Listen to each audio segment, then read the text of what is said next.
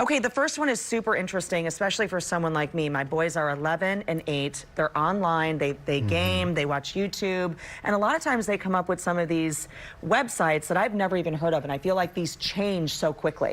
Right. Courtney, in 2016, there were about 10 connected devices per household, and now by 2020, that number is going to be closer to 50 devices. So if it feels like all of a sudden you're having trouble keeping up, you're right. It's expanding rapidly because of all of these different connections. So the first app is called Net Nanny. It's actually a desktop app that you can then manage from your phone.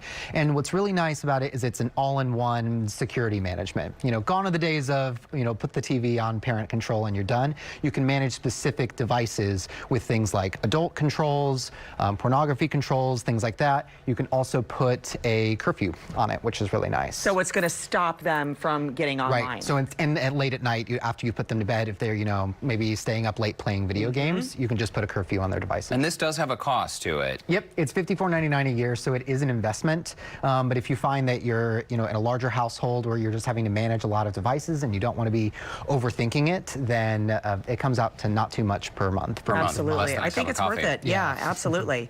Okay, well, let's talk about the next one. This is Bark. Yeah. So with some, you'll have some websites that are, controversial, but then you've got other websites like YouTube and Facebook and stuff like that that's actually really mainstream. And so Bark will monitor how your child is interacting with those websites, and it'll actually monitor the language that they're using. And then it can kind of raise red flags if perhaps there's some language that you as the parent need to be aware of. Bark says on their website that they're responsible for saving over 20 lives by monitoring what children have been ideating online and be able to alert the parents about it. And I think what you said at the top of the segment is very important. So many connected devices. Some parents out there may say, well, my child doesn't even have a phone yet, so this doesn't apply to them. That's not true. Correct. Yeah, because you have to really think about how their information is being captured, and not only that, but perhaps they're using a device for homework help or for something like that. Or a gaming console or playing video games. The device, just because the device doesn't necessarily belong to them, doesn't necessarily mean that they're not being monitored or that they might be using it in a detrimental way and then trying to wipe their histories that you don't know about it.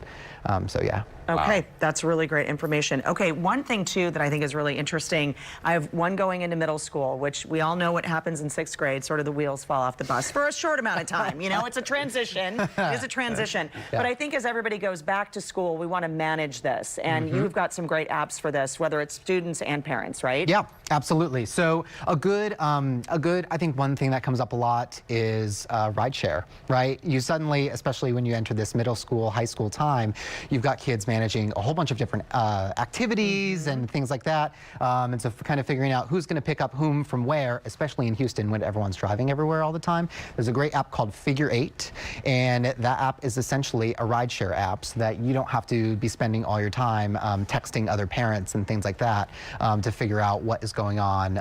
Where is my child? Okay, it was Tuesday, the trip home took 20 minutes. It's Wednesday, the trip home is taking an hour. What's going on with that? That's awesome too, because these days kids are so busy. I don't know how parents keep it straight. Cozy is another app that you say helps manage everyone's schedule. Yeah, Cozy is great because it's just a general organization app. Let's say, maybe someone has to pick up Sally from gymnastics, but you forgot that dad has a happy hour that he has to go to on this particular Thursday. So it can help keep everyone's schedules all in one place. Another really handy feature about it that I like is that it can keep a grocery list, a running tally. So if your teenage son drinks all the milk and doesn't tell you about it, he can just add that to the grocery list, and then you don't have to worry about that being out when you go to make your favorite recipe at home. I love that. Cozy. Okay, you also say beware of some apps not to go and download, right? Yeah, there's kind of two categories of apps to be aware of for parents as kids go back to school. The first category is homework apps. It can seem really nice to, this homework app just allows me to take a photo of this math problem and upload it and crowdsource the answer. But you got to think about, number one, what if they're getting the wrong answer? Who's giving them the answer? answer. It's not a personal tutor.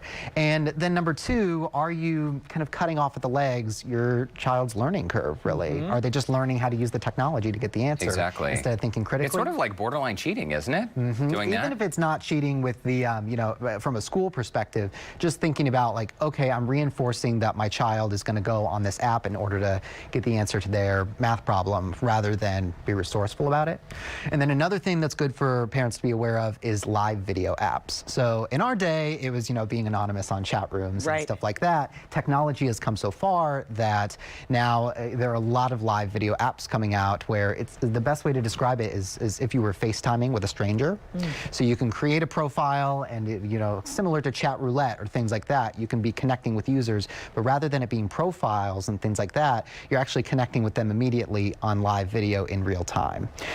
So on the one hand, that's exciting, you know, for a kid or for a teen to, you know, just explore. But what you need to keep in mind as a parent, you need to discern how do people become a user on this app. A particular app called Bermuda got in trouble because there was really no, there was, in terms of making a profile, you could be 40 and say that you were 16, and there was no way for them to check that. A lot of catfishing. You have to think a lot about security with these apps. Nick, some great advice. Thanks so much for stopping by. We love having you.